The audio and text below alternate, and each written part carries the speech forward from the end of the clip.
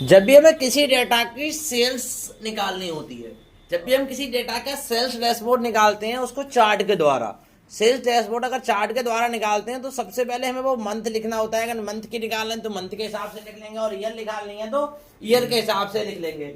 And course cell है या फिर आपका कोई प्रोडक्ट सेल है, उस मंथ में कितना हुआ है या पूरी साल्स का टर्नओवर कितना रहा है ईयर्स का, तो वो निकाल लेने हैं। तो यहाँ पे हम मंथ के हिसाब से निकालना है। यहाँ पे हम निकाल रहे हैं जनवरी अप्रैल से लेकर मार्च तक के।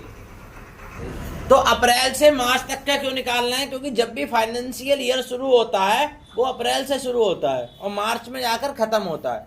तो यहाँ से अप्रैल से लेकर मार्च तक का डैशबोर्ड निकालने के लिए हमें अप्रैल से लेकर मार्च तक क्या कर लेना है, सिलेक्ट कर लेना है।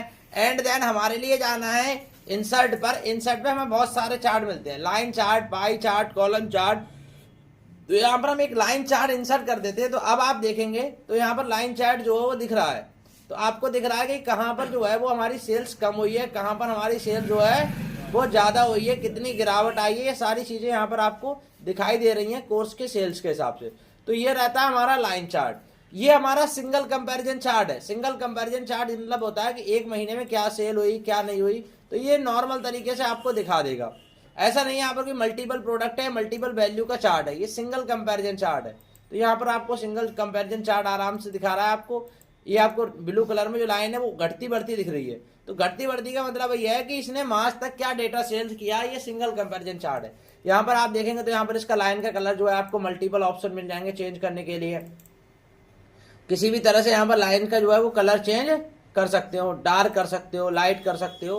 तो इस प्रकार से आप इस जो है लाइन का कलर जो है वो स्मॉल साइज भी जो है वो स्मॉल कर सकते हो, बिग कर सकते हो। यहाँ पे साफ साफ दिखा रहा है। अगर आप चाहते हो कि और थोड़ा सा डीप दिखे हमारे लिए कि किसमें हमारा टाइटल के साथ देखे किसमें ज्यादा हुआ किसमें कम हुआ, तो यहाँ पर टाइटल के साथ दिखेगा। सबसे स्टार्टिंग जो प्राइस आपकी सेल की वो है मिनिमम जो है 15,000 रुपीज है और जो मैक्सिमम है वो 2.5 लाख के अप्रोक्स है। मतलब आपने टोटल अचीवमेंट जो 11 महीने में किया है वो मैक्सिमम जो गया है वो 2.5 लाख तक गया है और मिनिमम जो रहा है आपका 5,000 से रहा है। तो आपको दिखेगा कि अप्रैल से आपने शुरू किया था तो 5,000 से लेकर 2,500 के बीच तक आपका जो अप्रोक्सीमेट गया है। तो यहाँ पर आपको मल्टीपल ऑप्शन मिलते हैं। यहाँ पर ये भी दिख जाएगा, अगर आपको दूसरे डैशबोर्ड पे करेंगे चार्ट लेआउट जो ऑप्शन है वहां पर अगर आप दूसरे पे क्लिक करेंगे तो आपको ये दिख जाएगा कि कौन से महीने में कितना हुआ है, ये भी आपको दिख जाएगा उस चार्ट के अंदर।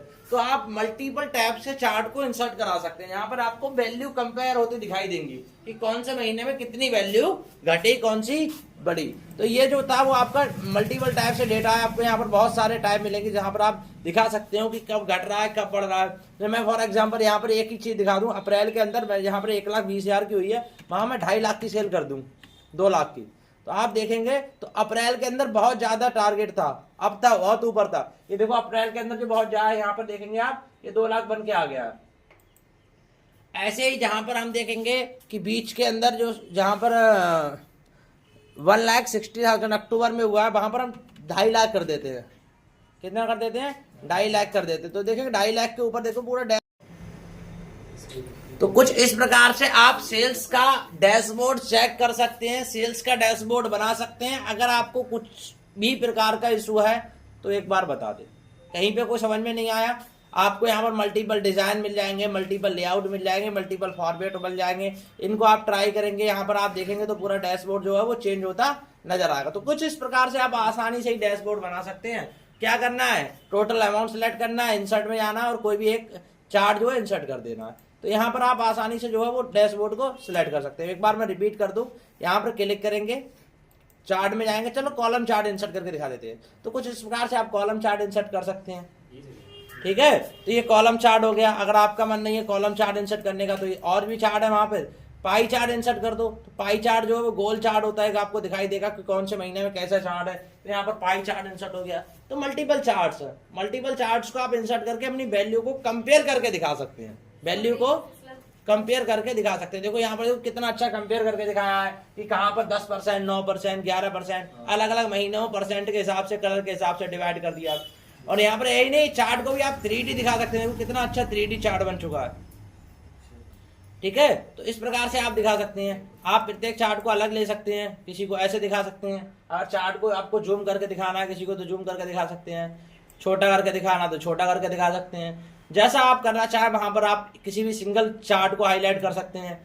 तो जैसा आपकी मर्जी, वैसे आपको बहुत सारे ऑप्शन यहाँ पर दिखाई देंगे चार्ट से रिलेटेड। उनको आप अगर अलग अलग प्रकार से दिखाना चाहो तो वैसे आप दिखा सकते हैं। सबसे मिनिमम हाईलाइट कर सकते हैं, सबसे मैक्सिमम भी हाईलाइट कर सकते हैं। तो चार्ट आपके प्रॉपर समझ में आ गया। ये आपको सिंगल कंपैरिजन था, मल्टीपल कंपैरिजन नहीं था। क्या था? Single comparison. तो पिछली दिखाया मैंने कि आपको सिंगल कंपैरिजन कैसे दिखना। अब अगला बारे में दिखा रहा हूं शीट में कि पिछले शीट में तो आपको सिंगल कंपैरिजन दिख ही गया होगा। अब अगली शीट जो है उसमें आपको दिखाया जाएगा मल्टीपल कंपैरिजन कैसे होता है। देखो वही सेम मंथ है। अब यहाँ पर क्या है, एडीसीए कोर्स बिका है, डीसीए बिका है, टैली बिका है, यानी 3 अलग अलग कोर्स की सेल्स हुई है और किस किस मंथ में कितनी हुई है ये अलग अलग डैशबोर्ड में दिखाने के लिए हमने पूरा टेबल को क्या कर लिया, सिलेक्ट। बॉर्डर लगा देते हैं आपको हाईलाइट दिखे तो सिलेक्ट कर लिया। एंड देन फिर से हमें कहा जाना है, इंसर्ट पे, और हमारे लिए कॉलम चार्ट इंसर्ट कर लेना है। तो हमने यहाँ पर कॉलम चार्ट इंसर्ट कर लिया। तो यहाँ पर एक चार्ट इंसर्ट किया। आप देखेंगे इस चार्ट में अलग ही डैशबोर्ड आपको दिखाई दे रहा है। इस डैशबोर्ड के अंदर आप देखेंगे कि तीनों कोर्स के अलग अलग जो वैल्यू है वो दिखाई दे रही है आपको। तीनों कोर्स जो है वो अलग अलग सेल होते दिखाई दे रहे हैं। तो आपको यहाँ पर एक कुछ दिख रहा है ग्रीन कलर में, कुछ रेड कलर में और कुछ ब्लू कलर में। तो इसका मतलब होता क्या है, एक्चुअल में जो 3 कोर्स है उनके लिए अलग अलग दिया गया है। जैसे अप्रैल में एक दे दिया ब्लू कलर में एक कोर्स के लिए, एक कोर्स के लिए दिया रेड कलर और एक कोर्स के लिए ग्रीन कलर। अब इसे पता करना है तो यहाँ पर एक ऑप्शन भी दे रखा है कि आप कैसे पता करेंगे। तो अब आप देखेंगे यहाँ पर दूसरे पेपर हमने क्लिक किया तो आपको कुछ इस प्रकार से साइड में जो है वो दिखाई दे रहा होगा डैशबोर्ड, जहां पर आपको दिखा रहा होगा एडीसीए ब्लू कलर वाला है, डीसीए रेड कलर वाला है और टैली जो है वो क्या हमारी ग्रीन कलर में है। तो आपको यहाँ पर दिखाई दे रहा। अगर आपको और कंपैरिजन करके दिखाना है कि वहां पर प्राइस भी हाईलाइट हो तो यहाँ पर प्राइस पे क्लिक कर दिया। आपको और कंपैरिजन दिखाना है कि हमारे नीचे सेल्स डैशबोर्ड नीचे को तरफ आए लेकिन कोर्स का जो कलर है वो कॉम्बिनेशन हो जाए। तो बहुत तरह के आपके यहाँ पर चार्ट जो ऑप्शन है उनको आप अगर यूज करेंगे तो आपको वहां पर मल्टीपल टाइप से जो है वो दिखाई देंगे। साथ ही साथ यहाँ पर आप इन्हें 3D भी बना सकते हैं। 3D का ऑप्शन भी दिया गया कि 3D ऑप्शन में जाकर यहाँ पे इन्हें 3D बना दो। तो यहाँ तक आपको किसी को कोई डाउट? सब समझ में आ गया? ये मैंने एक बार डिलीट किया, अगली बार मैं आपको समझा देता हूँ कि लाइन चार्ट कैसे इंसर्ट करेंगे। सेम है, यहाँ पर लाइन चार्ट इंसर्ट करके दिखा देंगे तो देखेंगे आप लाइन चार्ट यहाँ पर इंसर्ट हो गया है। लाइन चार्ट भी यहाँ पर कंपैरिजन के तौर पर बराबर आपको सेल्स का डेटा जो है वो दिखा रहा है। ठीक है, तो ये ऐसे लाइन चार्ट इंसर्ट करके आप दिखा सकते हैं। यहाँ पे कोई डाउट लाइन चार्ट में? एक बार फिर हम जाते हैं अपने चार्ट वाले वैल्यू पर और चार्ट वाले वैल्यू पर जाकर पाई चार्ट इंसर्ट करके दिखा देते हैं। तो ये हमारा हो गया पाई चार्ट इंसर्ट।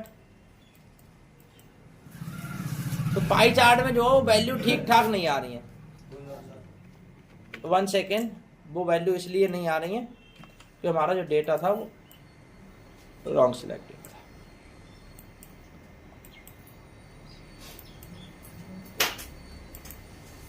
ये एरिया चार्ट होगा, तीनों के हिसाब से अलग अलग। यहाँ पे ब्लू कलर में इसको डेटा जो है उसका हाईलाइट करके दिखा दिए छोटे छोटे डेटा में। तो हमारा जो कंपैरिजन के लिए वो ज्यादातर कौन सा यूज होता है, कॉलम चार्ट या फिर